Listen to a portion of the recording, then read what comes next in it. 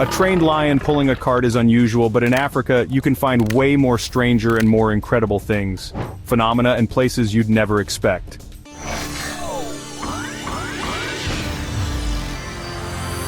In Benin, there's a village that seems to float on water. Houses, schools, markets. Everything stands on stilts above Lake Natron. This place is called Ganvi, and it's home to thousands of people who have built their lives on the lake. Wooden boats replace cars and canals serve as streets. This isn't some luxury retreat or a tourist experiment. The people of Ganvi have been living like this for centuries. Back in the 16th century, the Tofinu people escaped slavery by moving onto the water, knowing their enemies wouldn't follow. Over time, they built an entire community above the lake. Today, it's the largest stilt village in Africa. Boats glide between the houses, some filled with goods, others carrying children to school. Fishermen cast their nets, relying on a technique that has been passed down for generations. At the floating market, women in colorful clothing sit in canoes, selling everything from fresh fish to handmade crafts. Ganvi feels like another world. There are no roads, no sidewalks, only the calm waters stretching in every direction. Life moves at its own rhythm here, shaped by the tides and the traditions of the people who call this place home. It's a city unlike any other. A floating wonder built from necessity and turned into a way of life. If trees could talk, the African baobabs would have some of the wildest stories to tell. These giants don't just dominate the landscape, they've been turned into bars, storage rooms, even prisons.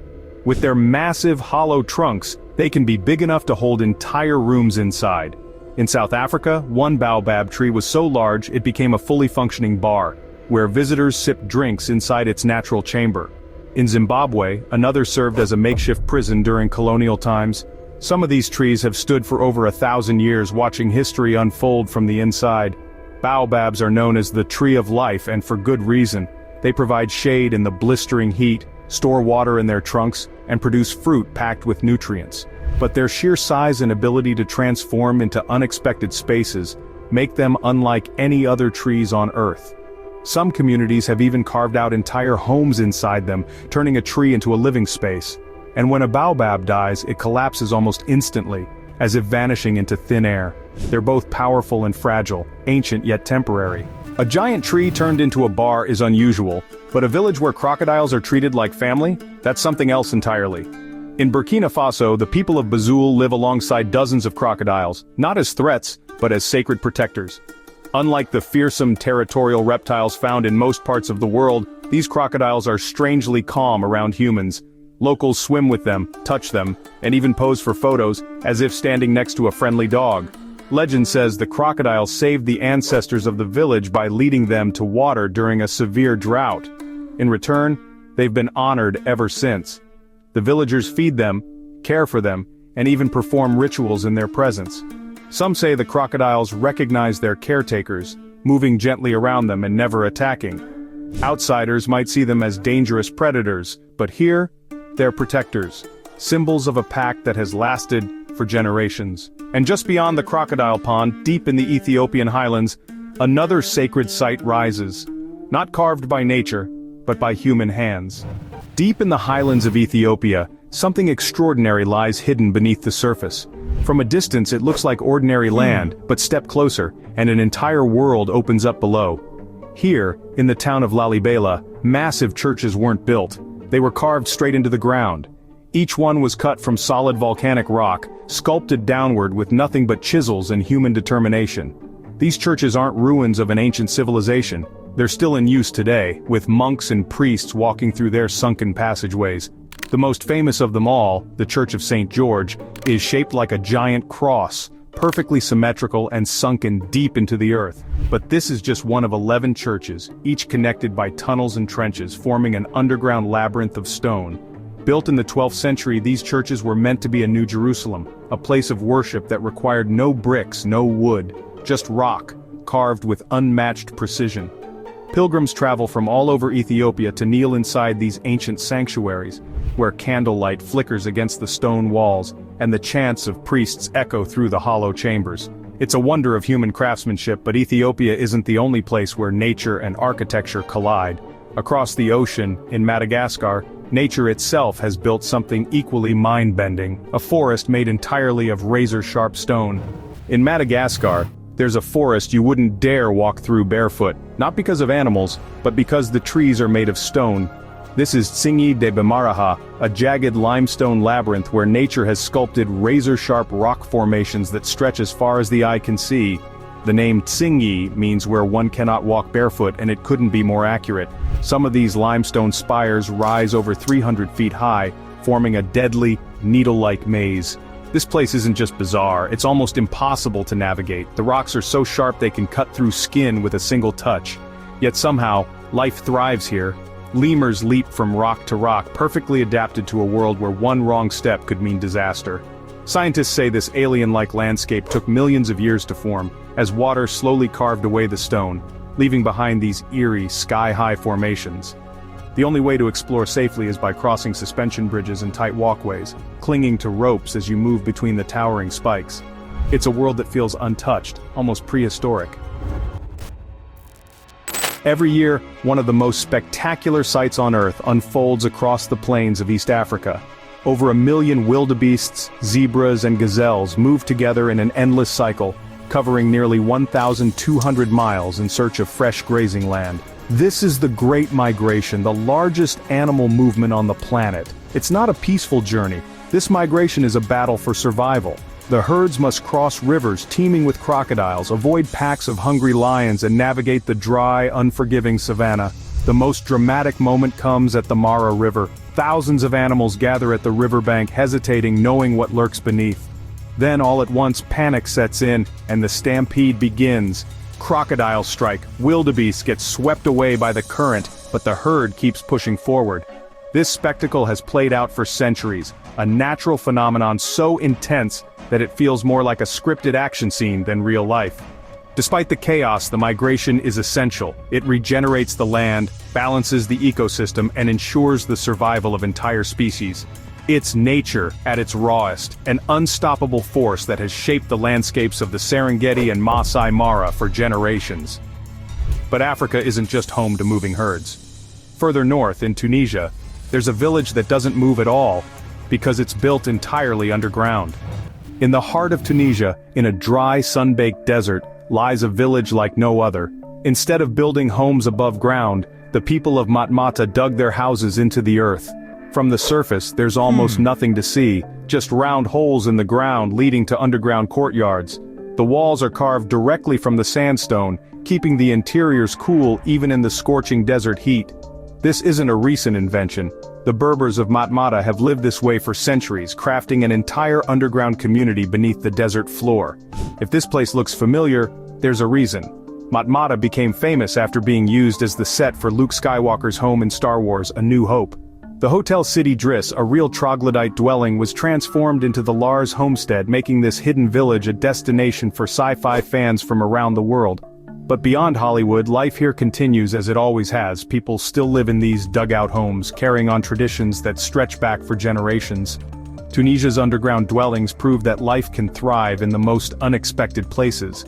But if Matmata seems like something from another planet, Ethiopia's Dallol volcano takes it even further.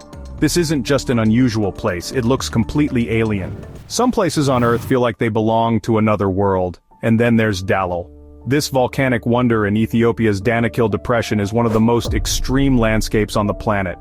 The ground is a kaleidoscope of neon green, yellow, and deep orange, thanks to bubbling pools of acid and mineral deposits. Geysers spit out toxic steam, and sulfuric lakes glow under the sun. And at night, something even stranger happens. Parts of the volcano appear to glow blue. This eerie glow comes from ignited sulfuric gases, creating an effect so surreal that it looks like lava from a sci-fi movie. Temperatures here often soar above 120 degrees Fahrenheit, making it one of the hottest inhabited places on Earth. Despite the heat, scientists study Dallol because its conditions are so extreme, they resemble the environments found on other planets. NASA has even compared its acidic pools to Mars and Jupiter's moon Europa, believing that if life can exist here, it might survive elsewhere in the universe. Walking through Dallol is like stepping onto an alien world. The air is thick with the smell of sulfur, the ground hisses with steam, and every inch of the landscape seems to be in motion. But even in such a harsh place, life exists. Microorganisms thrive in the acidic waters, proving that even in the most extreme environments, nature finds a way. In the savannas of southern Africa, there's a tree that animals seem to love a little too much. It's called the marula tree, and when its fruit ripens, something strange happens. The golden yellow fruits fall to the ground and start fermenting in the sun. The result? A natural alcoholic treat that sends animals into a drunken stupor. Elephants, baboons, warthogs, and even giraffes gobble up the overripe fruit, stumbling around like they've just had one too many. Videos of drunk elephants swaying and tripping over themselves have become legendary. Scientists debate whether they're actually intoxicated or just acting goofy, but local stories go way back. People in the region have known about the marula's effects for centuries, and they didn't let the animals have all the fun. The fruit is used to make homemade brews, and today it's the key ingredient in the famous amarula liqueur. Beyond its boozy reputation, the marula tree is a cultural icon. It's known as the tree of marriage because its fruit is believed to have aphrodisiac properties. Some tribes even hold ceremonies under its branches, seeking blessings for love and fertility. Its bark is used in traditional medicine, its nuts produce a rich oil, and its wood carves beautifully.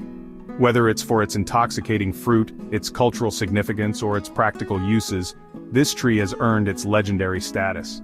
But deep in the desert, another natural wonder is stealing the spotlight, a lake so bizarre, it turns animals into stone. At first glance, Lake Natron in Tanzania looks like something from a dream, a mirror-like surface that reflects the sky so perfectly it's hard to tell where the horizon begins.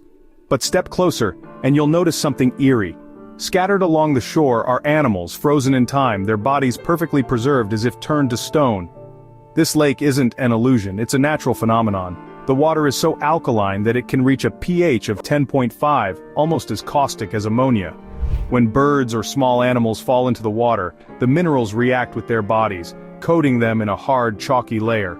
They aren't turned to stone instantly, but over time, their remains become eerily preserved, almost like ancient sculptures. The lake gets its strange properties from volcanic ash deposits, and its red color comes from salt-loving microorganisms that thrive in the extreme conditions. Despite its deadly reputation, Lake Natron isn't lifeless. It's actually a breeding ground for thousands of flamingos, who are perfectly adapted to its harsh waters. They wade through the shallows, their pink feathers standing out against the deep red of the lake. To the rest of the world, this place may seem like something out of a dark legend, but in Tanzania, it's just another example of nature's strange and beautiful extremes. And speaking of incredible landscapes, further west in Mali, an entire city stands proudly, not built of stone or concrete, but of mud. In the heart of Mali, where the desert meets the Niger River, there's a city unlike any other.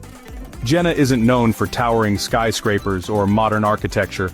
Its greatest wonder is built from the earth itself. The Great Mosque of Djenne, the largest mud brick structure in the world, rises from the sand like a fortress from another time. It's made entirely of sun-dried mud bricks, reinforced with palm wood beams that jut out from its walls like ancient scaffolding.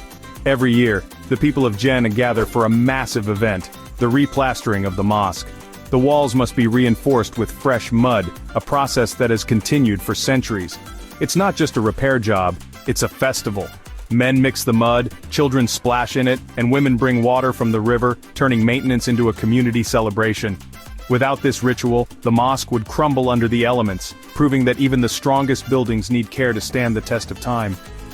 Djenne isn't just home to a single mud masterpiece. The entire city follows the same architectural tradition, with homes and markets crafted from the same earthen materials. It's a place where history isn't just preserved, it's lived in, shaping everyday life. But while the people of Djenne build their world from the ground up, another species in Africa has been doing the same for millions of years, except their structures reach heights that rival houses, and they do it all without architects, tools, or blueprints.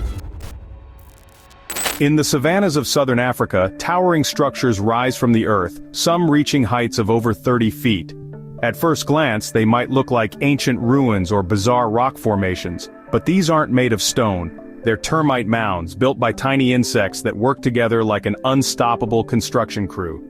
Each mound is a masterpiece of engineering. Inside, there are tunnels, chambers, and even ventilation systems that keep the temperature stable no matter how hot it gets outside. The termites use a mix of soil, saliva, and dung to build walls so strong that they can last for decades, even centuries. Some of these mounds are so massive that they can be seen from miles away, rising like small mountains across the landscape. Termites may be small, but their impact is huge. Their tunnels aerate the soil, helping plants grow, and their abandoned mounds become homes for snakes, birds, and even small mammals. Scientists have studied these structures for inspiration, even using their designs to create energy-efficient buildings. What looks like a pile of dirt is actually one of nature's greatest architectural feats. Proof that even the smallest creatures can create something that outlasts generations. Most volcanoes erupt with bright red, slow-moving lava, but Mount Nyiragongo in the Democratic Republic of Congo does things differently. This monster of a volcano, sitting on the edge of Virunga National Park, holds one of the largest and most volatile lava lakes in the world. Unlike typical lava, which moves sluggishly, Nyiragongo's lava is unusually fluid, almost as fast as a running human. When it erupts, the molten rock races down the mountain at speeds of up to 60 miles per hour, swallowing everything in its path before anyone has time to react. In 2002, the volcano unleashed a terrifying eruption, sending rivers of black lava straight into the city of Goma. Streets cracked open, homes vanished in an instant, and tens of thousands of people were forced to flee as the ground itself turned into liquid fire. Even when Nyiragongo is quiet, the sight of its lava lake is both mesmerizing and unsettling. A swirling, bubbling inferno trapped inside a crater nearly 1.5 miles wide. Scientists constantly monitor the volcano, knowing that at any moment, it could awaken again. Yet life continues around the mountain. People live, farm and travel in its shadow as if they've made peace with the unpredictable giant. It's a reminder that some of the most dangerous places on Earth are also the most breathtaking. But danger isn't always in the form of fire and lava. In the deserts of Chad and Niger, there are shepherds who don't just walk, they glide. Their long, spindly legs make them look almost inhuman, as if they belong in a different time or place. But these aren't supernatural beings. They are the Wodaabe, nomadic cattle herders who have mastered the art of stilt-walking.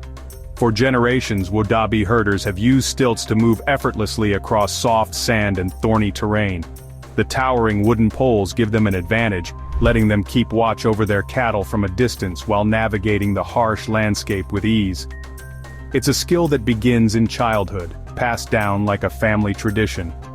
Over time, the stilts become an extension of the body, allowing them to walk for miles without sinking into the desert floor.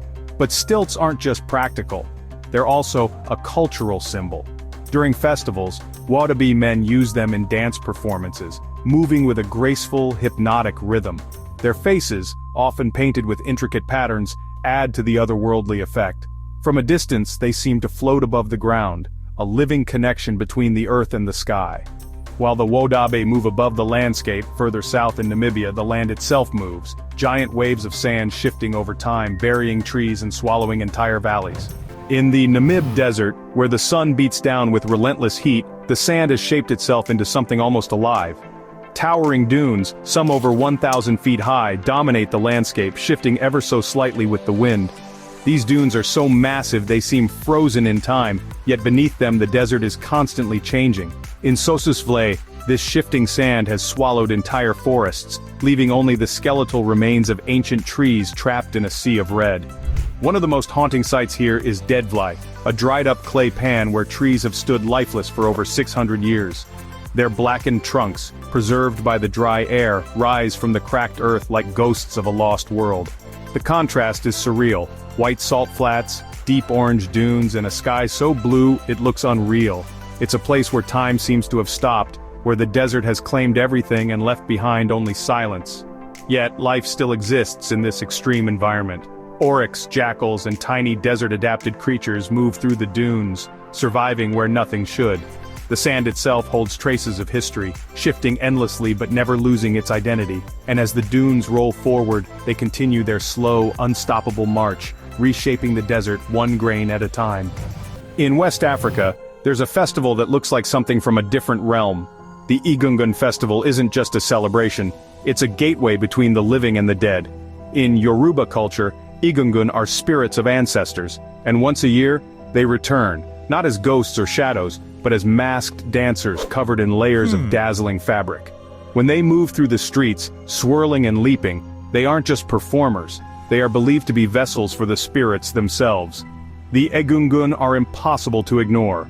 Their costumes are towering, draped in brilliant red, gold, and green cloth, embroidered with intricate patterns. Some seem to float as they spin, others make quick, sharp movements, their presence both mesmerizing and intimidating. Drums pound, voices chant, and the energy of the festival surges like a living force through the crowd. But there's one strict rule: no one can touch them. To do so would mean inviting bad luck, even danger into your life. For outsiders, the Egungun festival is surreal, a mix of tradition, performance, and spiritual belief. But for the Yoruba people, it's much more. It's a direct connection to their ancestors, a way of honoring the past while celebrating the present. In a remote corner of the Indian Ocean, there's an island where time moves at a different pace. On Aldabra Atoll, giant tortoises rule the land, creatures so old and so massive they feel like relics from a forgotten era. Some weigh over 550 pounds, their thick, armored shells bearing the marks of decades, even centuries of survival. They roam freely, hundreds of them scattered across the atoll, munching on leaves, moving with slow, deliberate steps. Aldabra is one of the last places on Earth where giant tortoises thrive in the wild. Unlike the Galapagos tortoises, which are famous but few, here they exist in staggering numbers, around 100,000 of them outnumbering human visitors by a wide margin. The atoll itself is a harsh, unforgiving place with little fresh water and tough vegetation. But the tortoises have adapted, thriving in an environment where few other large animals could survive. Some of these tortoises are estimated to be over 150 years old. That means there are tortoises here that were alive before cars, before airplanes, before most of modern history unfolded. Walking among them feels like stepping back in time, into a world untouched by the rush of human progress. While the rest of the planet moves faster every year, Aldabra remains the same, a sanctuary for slow giants, a living testament to resilience. That's about it. Would you like to visit Africa? Let me know in the comments. For more useful information, watch other videos.